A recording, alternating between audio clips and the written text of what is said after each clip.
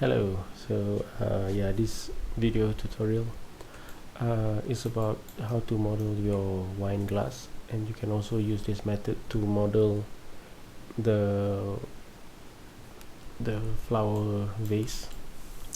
Alright, so first off, start with the cylinder, so you can make sure you're in the modeling main menu, and you're in the poly modeling shelf over here, and click on the cylinder one time so it appears in the center, and bring this up on top of the grid.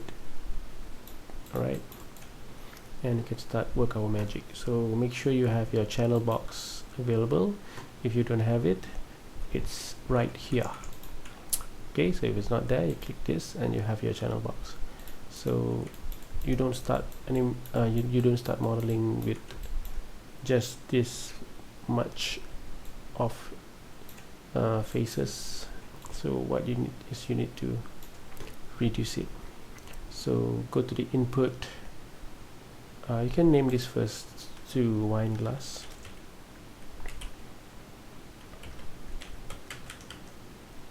Underscore obj. Right, that's the name of the object. And if you go to the outliner here, the outliner, you see the wine glass obj. Right, so open the input and radius. If you click and drag, you will slide the value, and you will see what it means is 3 centimeters, but don't worry about units, sizes, scale, world scale yet. Don't worry about that. So just want to let you know that if you put 10, it's the radius of 10 centimeters, right? So I'm just going to put about 2, and height maybe about 10. Okay, and bring it up. All right, so make sure you have your picture of the wine glass with you. Okay, let me check. I don't have it on my PC here. Let me see.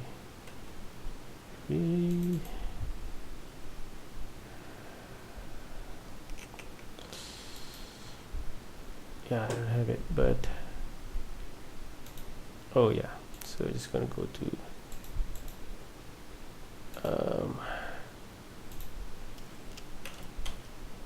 just gonna pause this first, right? Later I'll be back. All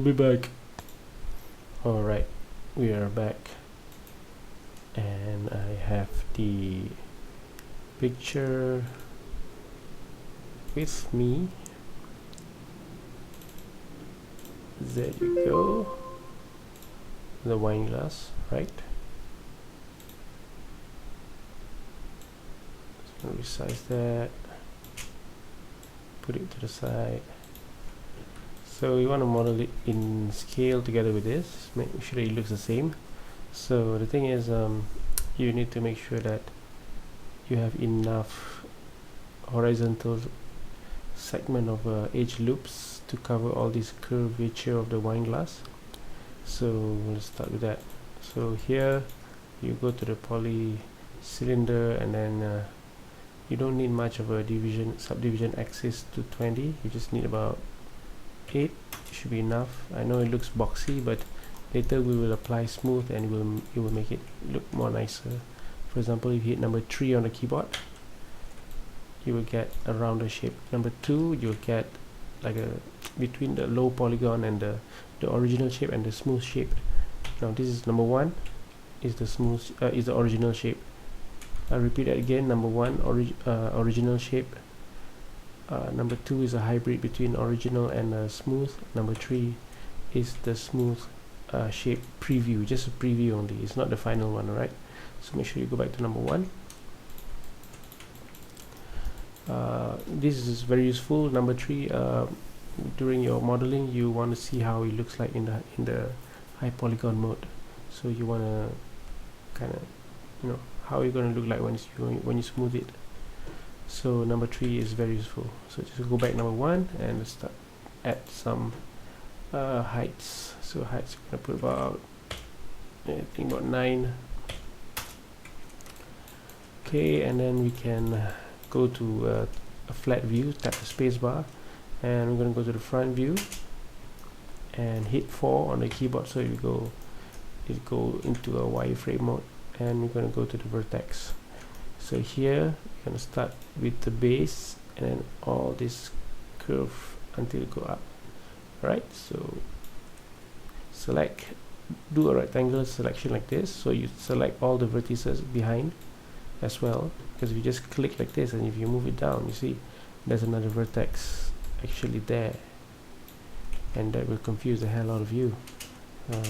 What you're selecting is actually the back part of this object, so you don't want that to happen. So make sure you drag a rectangular selection like this. This will select all of it. Now I'm going to put it down and scale it in the center. Make sure you put your mouse in the center here and make it wider a little bit. You can use the grid to guide you.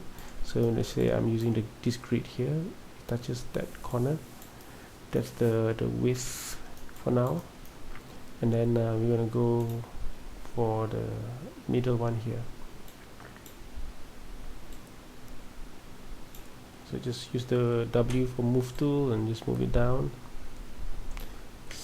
Go back to R for scale at the center.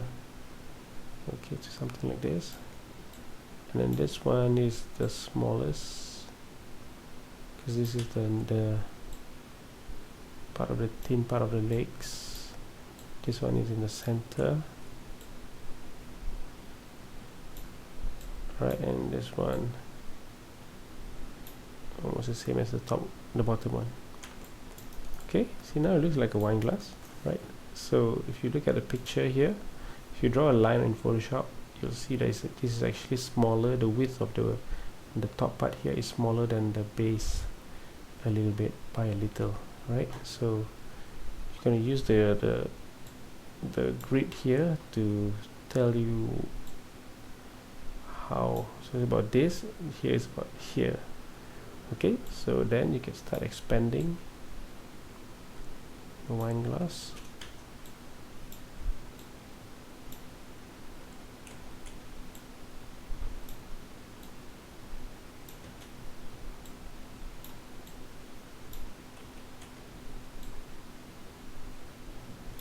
Okay, so definitely we need to modify this.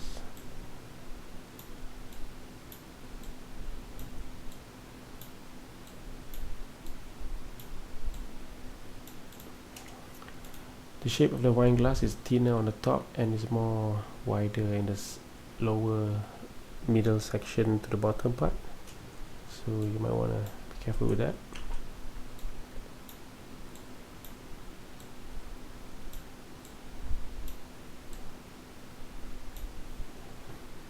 Alright,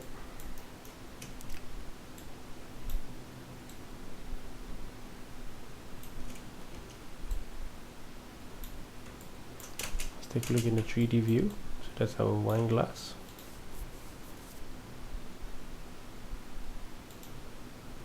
Okay, so I'm going to do a bit of modification here. Okay, so it doesn't have to be this wide.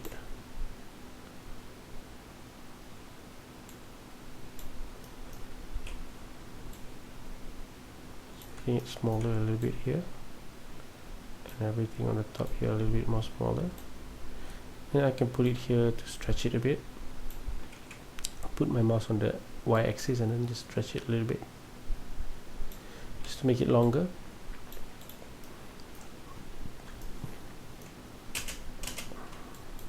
Okay, it's getting better. Right, so when I hit number 3, you'll see that it is not really nice here. See, this is a very sharp corner a little bit, and then a little bit sharp corner here. There's no sharp corner here at all, at the bottom and the top. So we need to add additional more loops to hold the shape, because right now this is too little. You know, if you go to edge mode, this and then this, it will translate to a very smooth curve. So you need to add one more loop here. So what you're going to do is you're going to use the insert edge loop tool. So under the mesh tools, insert edge loop, and you see the mouse say click drag on edges. So this edge, if you click, see it will add a loop around here, and I want to double click this loop. Remember, I'm in the edge mode, and I'm double click here and I just put it down there a little bit just to make that nice curve there a little bit. If we go to the front view, you will see that I am making a curve like so.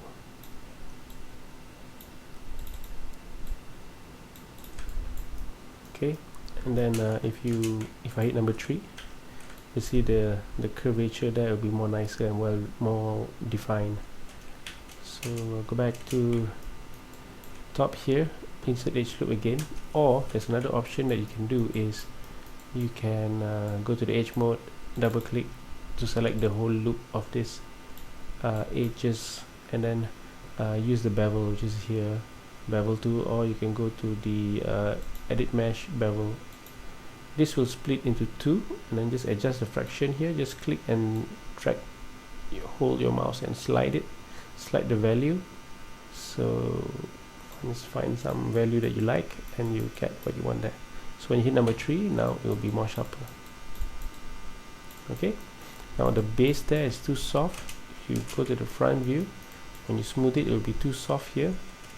So go back number 1, I need to make this really hard, so I'm going to use the insert edge loop tool and then add one more loop here,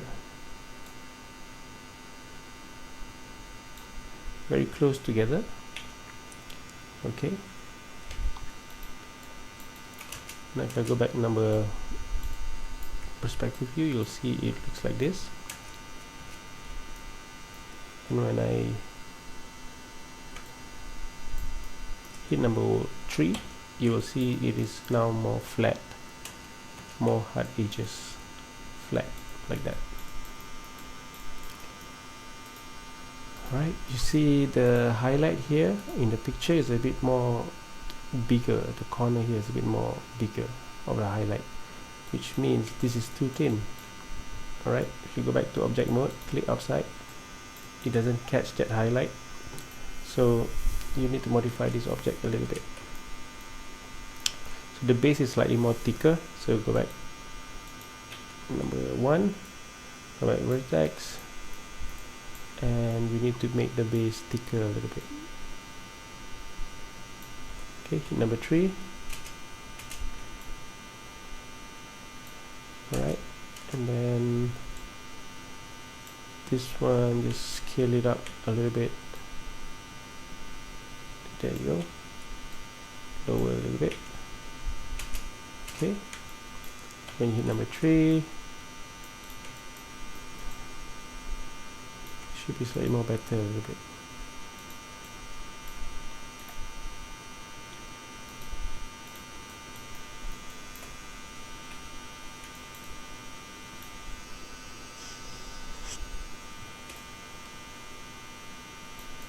Alright, so the next part here is to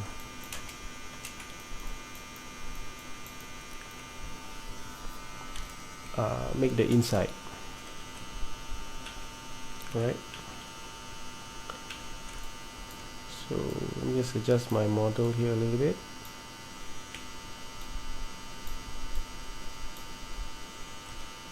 There you go. I mean a bit more like in the picture.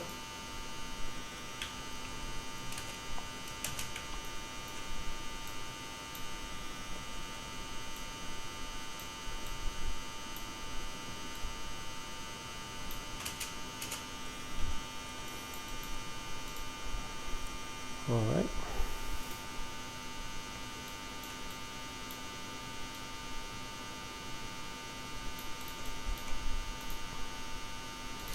That's better. Alright, now go back number 1. Now we need to make a extrude these all triangles here inwards, so that we will create the inside content of the inside part of the wine glass. So go to face mode and select all the triangle, Control Shift, make sure you Control Shift, click Control Shift, click, click, click, click, click, click, click. Alright. So once you're done, then we can use the extrude tool to do this job. So for this, I need two view. I need a perspective view and I need the front view.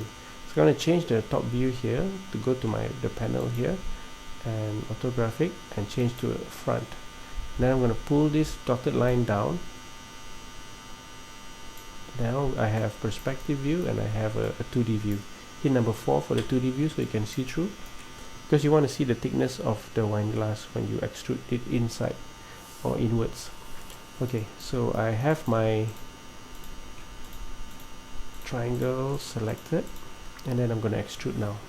So go to the edit mesh tools, edit mesh, and then click the extrude. Okay, now at this point you don't want to make it go down, you don't want to push this down, you don't want to extrude it down.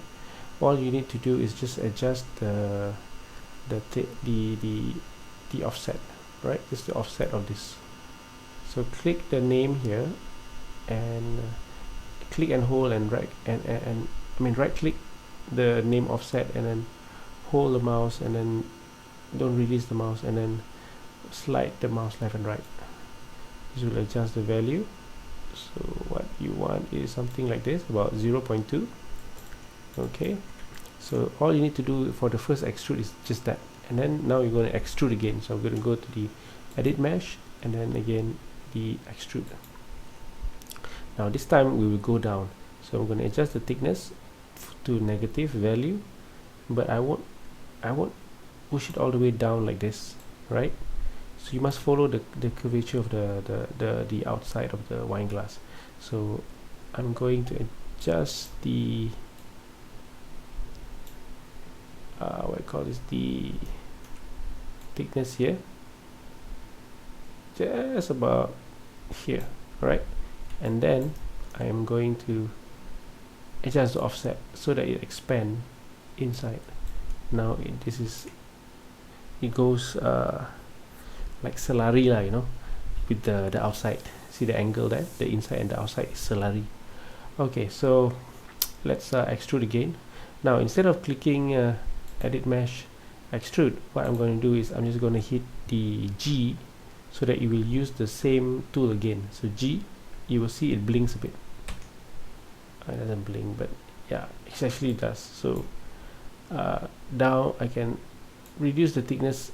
Oh, I didn't, sorry. I'm going to extrude again. Later I'll show you again. So edit mesh, extrude, and then adjust the thickness until here, and then increase the offset, and make sure it's Celari like that, and then you hit the G on the keyboard. See, you see that blink? So you're actually reusing extrude again. So because that's the last used tool, the last used tool. Okay, so you just go until here, adjust the offset. Okay, one more time, G, go down about here, just the offset. That's it. Okay, this one you don't have to be Celari because it has to be thicker, right? Because that's how the foundation of the wine glass work. Alright, so you can just adjust a little bit. It's fine. You can if you want something more detailed, then you can extrude one more time if you want, and then just a little bit, and then make sure you close it like that.